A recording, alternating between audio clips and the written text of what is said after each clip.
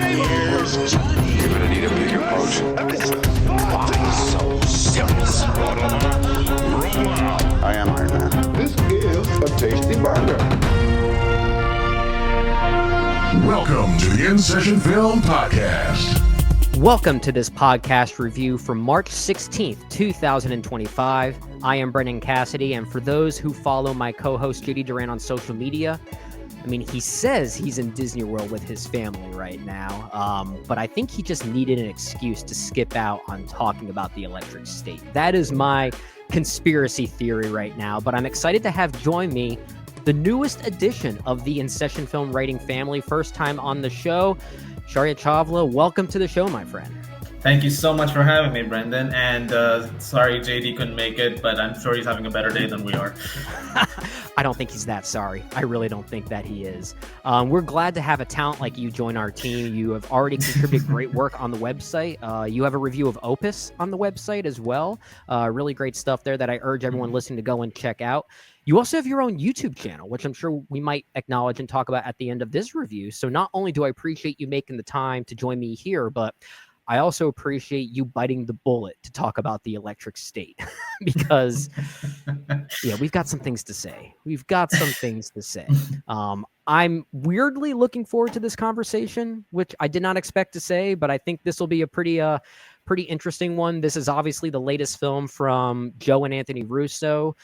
Now, before we get into the Electric State, maybe we want to start here. Shaurya, I wanted to first ask you about your relationship with the Russos. Clearly one of the more heavily talked about directing duos working today, for better and for worse, probably, from their early television work on properties such as Arrested Development and Community to essentially becoming, I guess, quote unquote, saviors of the Marvel Cinematic Universe for some people. They have now directed 3 films post-Marvel, all going straight to streaming. In many cases, I think many people might forget about those movies even existing. So what are your thoughts on the Russos as a filmmaking team? So for me, it's interesting, like the early works when it comes to stuff like Arrested Development and Community. I love those shows. They were a blast to watch. And when it comes to their Marvel work with Winter Soldier, Civil War, and then, of course, Infinity War and Endgame, I was actually telling one of our other writers, Max, about this very recently. But when it comes to Infinity War and Endgame especially, I said this at the time, and I still stand by it. Those were some of my favorite movie-going experiences. Sure. You know, just to see that with a big crowd opening night, you know, everyone's losing their minds and these massive culmination events for the Infinity Saga and all that. So for me, when I think back to that, like those are great memories to have, you know, and I wouldn't, you know, change that for anything. And to date, I love those movies. But I have to say, like, since the streaming era has started for the Russos, like for the last few movies that they've done, and also with Citadel, the show that they produced. Sure.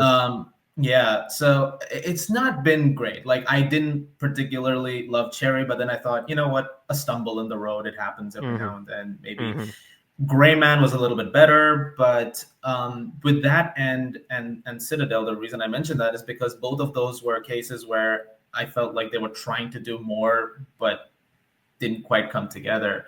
So I don't know what exactly they're doing at the moment. But that's a great way to put it. What are they even doing at the moment? Yeah, I don't understand. So because again, I want to go back to that fact. Like they have still made some amazing stuff that I love.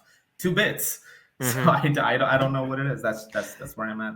You know, I want to highlight Griffin Chiller, who works at FilmSpeak, because he did acknowledge something pretty interesting that I think might play a part in this.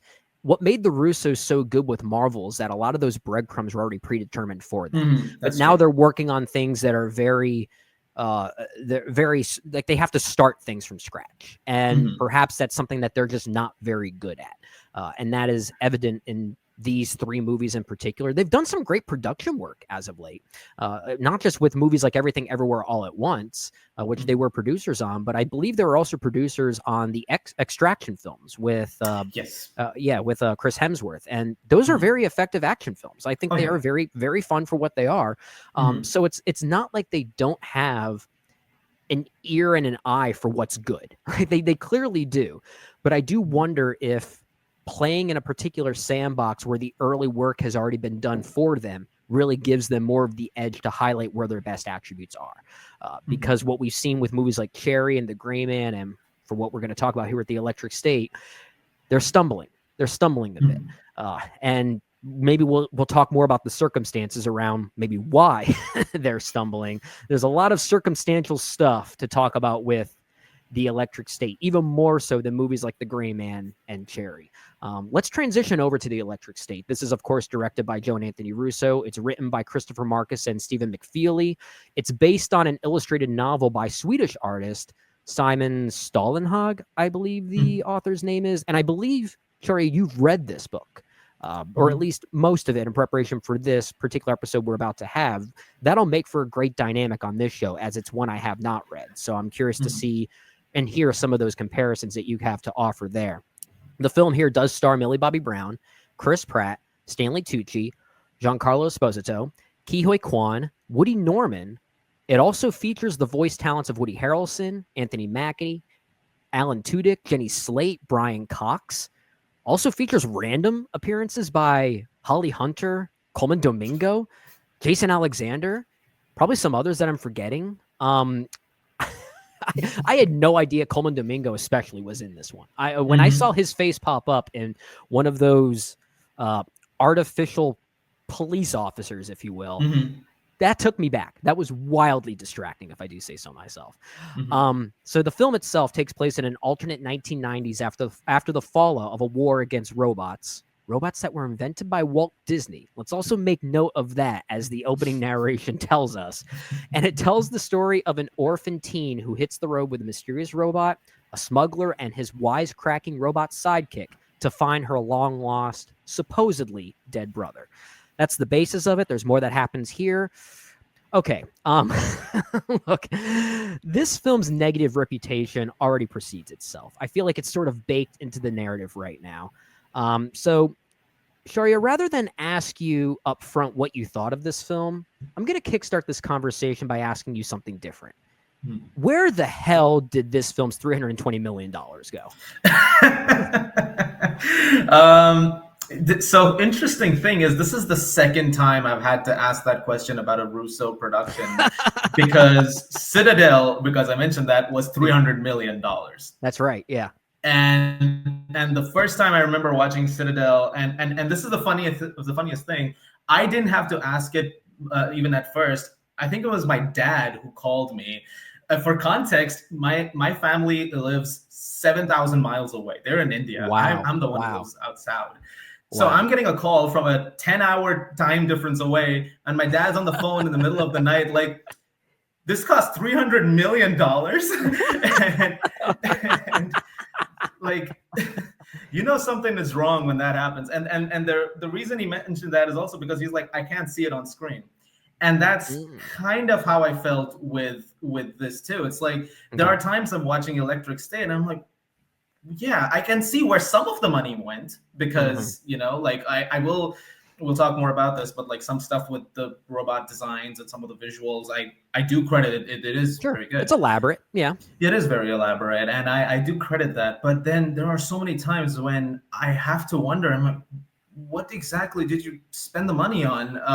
It can't all be actors, because I don't think you're giving $100 million to Millie Bobby Brown and Chris Pratt. So I'm perplexed. I don't even know. I think a lot of us are complex. That's why I jokingly asked you the question. I did not expect to get an answer, or at least like a proper answer to that. So I appreciate the half answer that you're able to give, because I think that's all we're able to do. Some of it's also very speculative. I do think it's pretty wild that the three most expensive movies from Netflix, two of them are Russo brothers films, because the other one is The Gray Man, which was $200 million, if I'm not mistaken.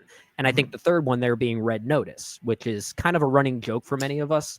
When we say that, another Netflix action movie is coming, we kind of call it like another Red Notice in some ways. I wonder if that's going to change. We're going to say it's another Electric State.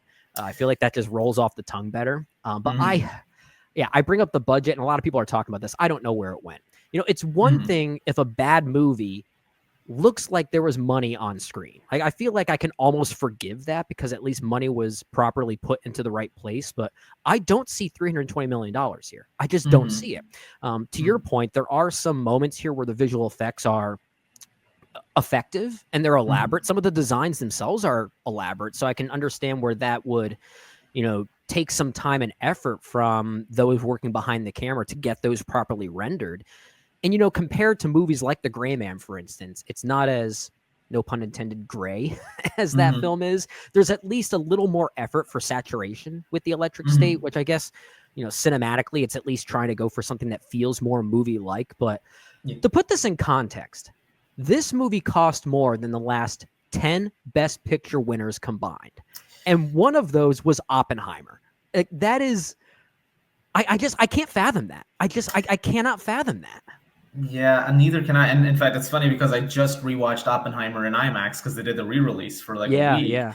And that opening few minutes with the whole "Can you hear the music" sequence, I was just looking at that and going, there is so much more. There's so much life in this thing, and it costs what, $220 million less than this. A third of it. Yeah, it's ridiculous. I don't know.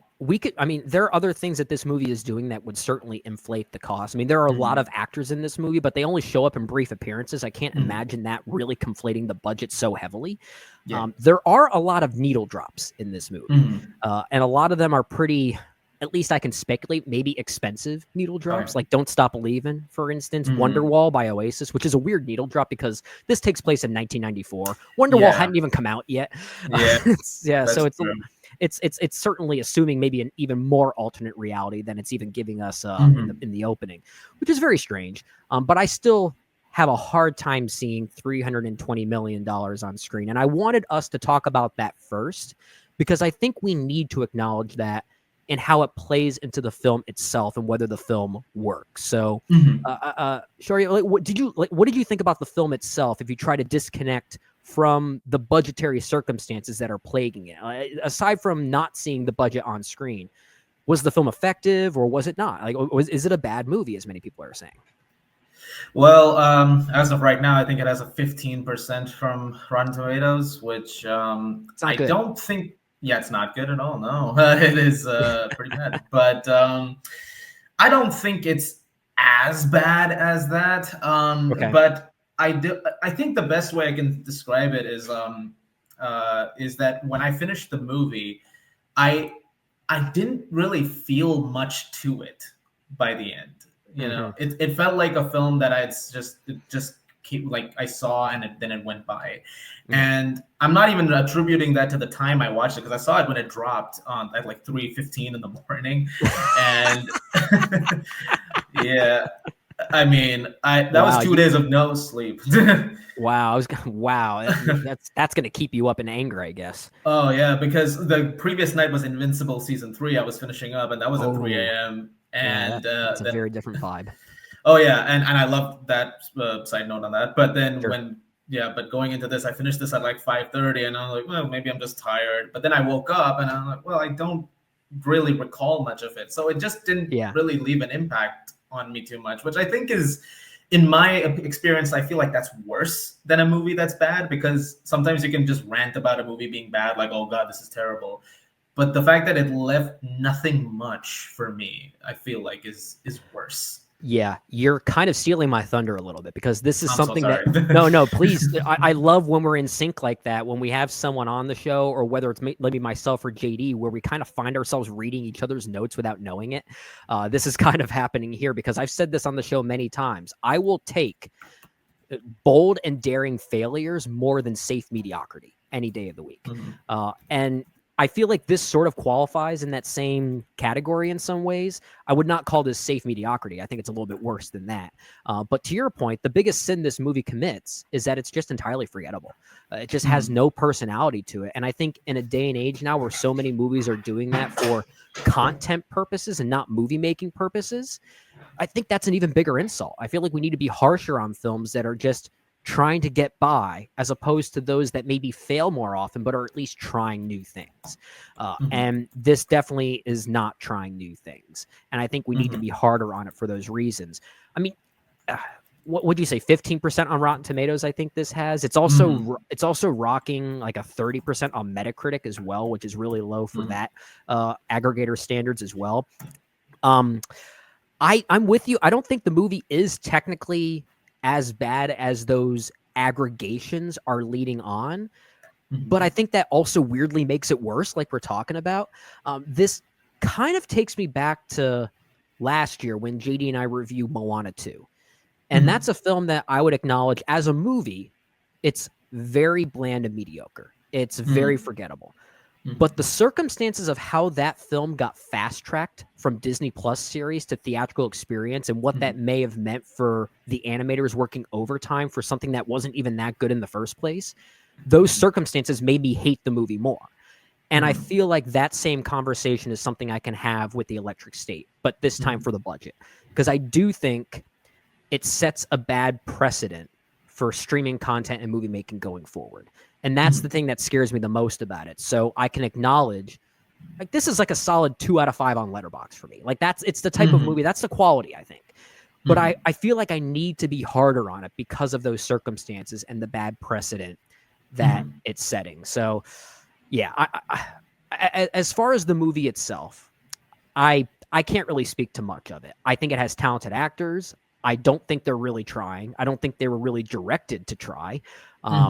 I'm curious about the source material because you did read the book, and I know it has a bit of a reputation for being something that's very strong and very effective. And I'm curious if you agree with that sentiment, and what about the source material is translated here that maybe got lost in the overall translation. So the I keep calling it graphic novel by accident, but the whole story over there from Simon Stalanog, there is an aspect to that which is often talking about like what it means to be a robot, and the robots have feelings as well, and wanting certain rights, and that's, if you watch the movie, that they hint at that. There are moments where Mr. Peanut, for example, talks about that, wanting to, we're also alive and everything. And you see that in the opening montage as well. And those are great ideas. Like, once again, every now and then in the movie, they sprinkle that in. And I think to myself, yeah, you're onto something. Sure. There's this one bit where I think Cosmo, the robot who's with Michelle, Barry Brown, he's looking very sadly at this robot wasteland where a battle happened. And there's these massive giant robots just lying, deactivated in there. And I thought to and there's a shot that is kind of referential to one of the most famous panels in The Electric State and the book. And I thought, okay, that's great. I'm glad you put that in there. And they've done that quite a bit. They've tried to bring in imagery from the graphic novel into the movie, almost panel for panel. But beyond that, I don't feel like it manages to do much with those themes, because every time it taps into that, it's only for a couple of moments, and then it's gone. Like when he's playing the TV episode, and all the robots are watching. It's like, I don't know. So I just feel like and also the thing about the graphic novel. The thing is, is that it's also a very haunting story. Okay. So when you're starting off, especially when you're going through this aftermath of the war, there are often times where they'll talk about people who are just lying on the ground, just connected to those neuro machines that are there, and some of them are just lying dead, and there is this sort of quality to it that's all of this, why did it have to happen? Why did it need to happen? Okay. Never got that with the movie. Yeah, I never really got those themes with the movie either, and I think that's just a botched translation and execution there. And you also answered another question I was about to ask you, was what the novel was going for tonally. And it sounds like something that maybe is trying to take itself a little bit seriously and maybe succeeds in that regard, which is interesting because one thing I think the movie needed more of was sort of a quirky sense of humor. Because it's a ridiculous premise. I mean, you mentioned Mr. Peanut. That's the one voiced by Woody Harrelson. That's just absolutely ridiculous. There's a goofiness that's kind of baked into this story. And I don't know if that goofiness was sensed in the novel, but as a movie and as someone that hasn't read the novel and is unfamiliar with it, I do wish that there was something more tongue-in-cheek about this movie. And I think one of the biggest sins it commits is that it tries to emphasize its sincerity more so than it doesn't. You have Alan Silvestri doing the musical score here, and one of the greatest composers working in all of film. I think we can safely say that.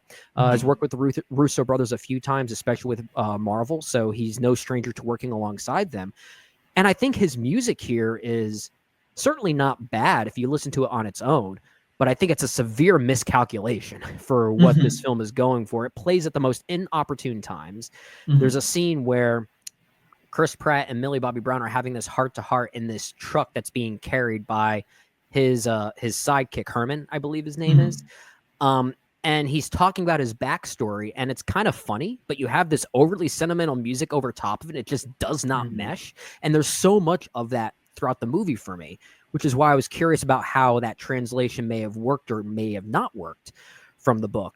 But yeah, there is something odd about that, because this is a story, the movie specifically, that is trying to have this serious conversation about our relationship with AI, but it's almost like it's saying it's anti-AI but pro-robot, which is kind of I don't know if that works. It's a very, very weird game that the movie is essentially playing, and it really collapses on itself, I think. Yeah, I felt that too. Actually, about the score, it's very interesting because this also, at times, this movie with this, even with the music choices and all that, it almost reminded me of what they were trying to do also with Ready Player One a few years back. Oh, this has Ready Player One written all over it. It does, down to the fact that the score was Alan Silvestri.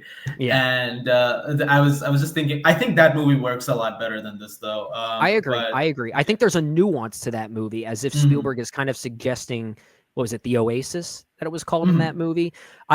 I think there's an argument to be made that Spielberg doesn't really like the Oasis all that much. That there actually is kind of a secret cynical quality to that movie, which makes it kind of interesting. This movie doesn't have that. This is a very one-sided look at this similar playground that these stories are playing in. Right. In fact, the character who was running, I forgot the name of the other place, but like in Ready Player One, Ben Mendelsohn's character.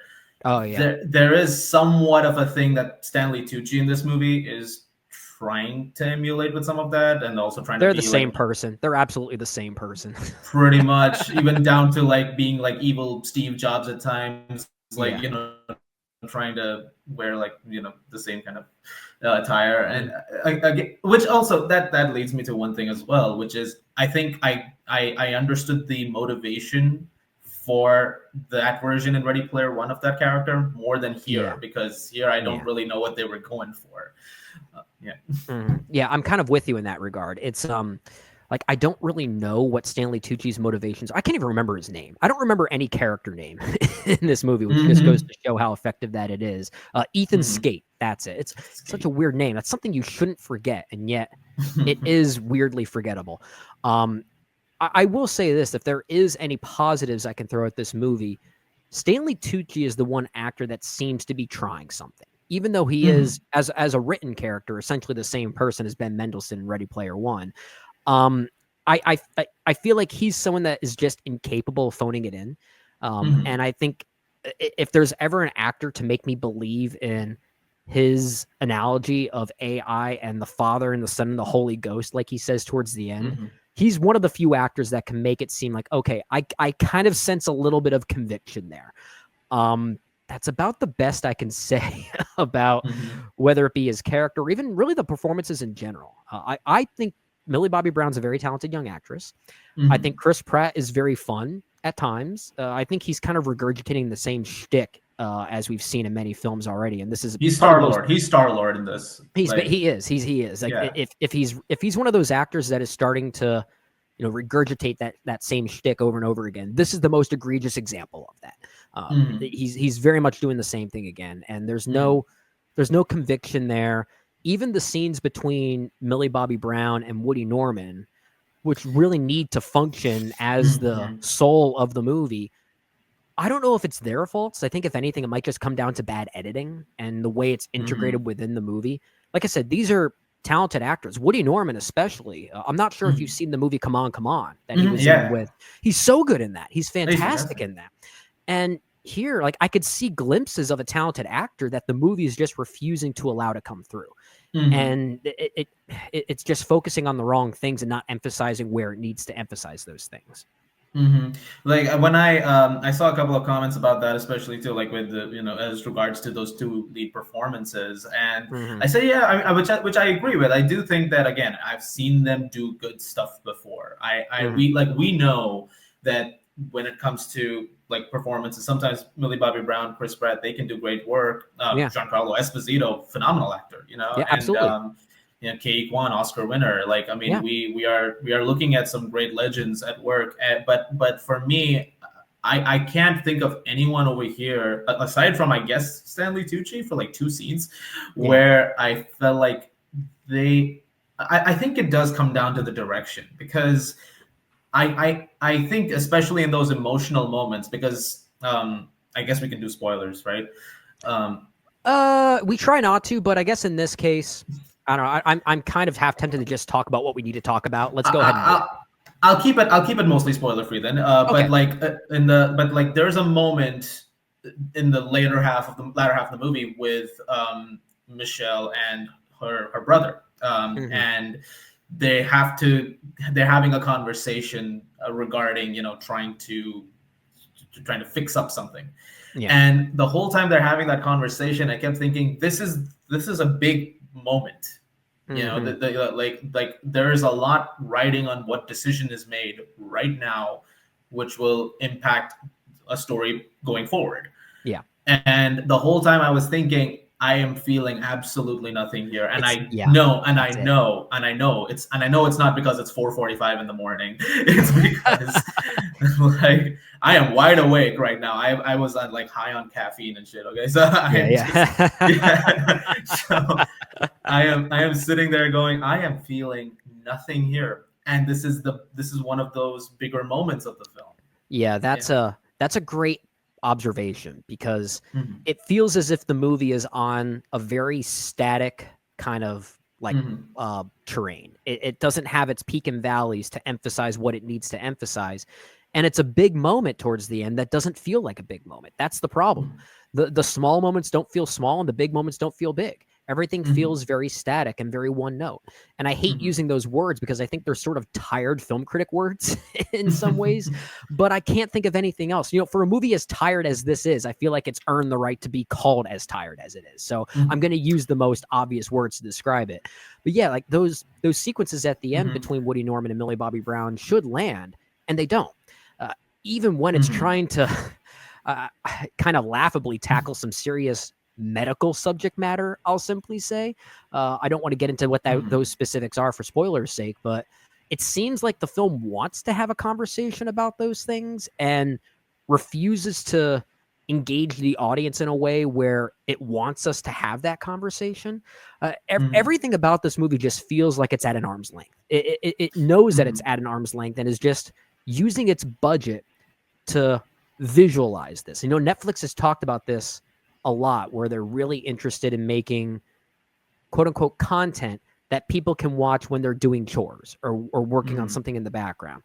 That's exactly what this is. This is a very, very expensive screensaver, is what this movie kind of feels like. And it's weird because, as we said, it doesn't even look like it's that expensive of a screensaver. It makes it even more ironic and tragic as well.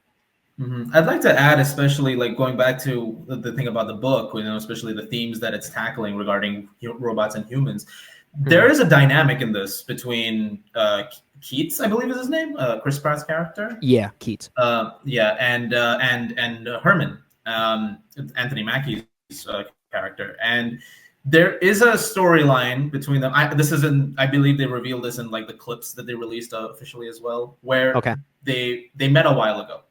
And there is a history, like how they got to know each other, how they learned to trust each other, and it's a very interesting story that is being brought up. In fact, it's the scene where you were talking about, where they're being carried in the car. Oh yeah. Music feels out of place, And I was thinking, like the story that they're telling over here is kind of the crux, in a lot of ways, one of the thematic cruxes of the novel. Sure. Like which when it comes to with how you perceive the technology and the fact that just trying to create this kind of bond, but then it's another missed opportunity because again it goes back to those couple of moments. Like every now and then they'll just tap into that ever so slightly. It'll be maybe mostly exposition, and then it's back to the races. Like and it's yeah. And you mentioned the word exposition, which I also want to highlight there, because most of the writing here is very expository, or when it's trying to crack a joke or focus on some type of sense of humor, most of the extent of the comedy here is just simply commenting on whatever weird thing is happening, which is a form of comedy I just don't like. It's just not for me. A great example being, and this is in the trailer, so it's not revealing anything in particular, but there's a moment where they're confronted by what they call these scavs, or these scavenger robots, amid this this landscape, the Easy, I believe, or the EX it's called, the X. And all of a sudden, Marky Mark and the Funky Bunch starts playing. And that in and of itself is pretty humorous, but then you have to have Chris Pratt acknowledge that by saying, I'm not dying to Marky Mark and the Funky Bunch. Like that's like the most of the movie's comedy is that it's someone very openly and narratively speaking to whatever thing is happening, as if to think that we're not going to get it. That's why I called this a screensaver for those who are just doing chores around the house, because otherwise you might not pick up on the joke. You need someone to tell you the joke on top of just seeing the joke. And I think that's just very cheap. Sort of like stating the obvious. It's very much a stating the obvious kind of movie. Yeah. Like that there's a very fun example I like to bring up in those cases, which is in Transformers: Age of Extinction, which also Mark Wahlberg just happens to be. Oh gosh, nice connection there. Yeah, and the reason I mention it because there's the end of that movie has this magnet situation where the ship is lifting up things and dropping it in Hong Kong, and when it first starts happening, and Stanley Tucci, by the way. That's true. Yeah. Oh man, this is basically Age of Extinction. Yeah, and they're in the car and they're driving to avoid the magnetic pull, and Stanley Tucci yells, "That's a big magnet!" And then Mark Wahlberg goes, "It's sucking up metal and dropping it." It's like, yes. Thank you. That's a great point. And I don't really love Age of Extinction, but I kind of I'm a weird defender of that movie in a way. Right. Yeah, but to your point, that kind of narrative exchange is littered all over the Electric State, and it just doesn't make anything feel organic. So when we want to feel something for Michelle and Keats by the end, we just don't. We just don't. And that's the basis of this movie.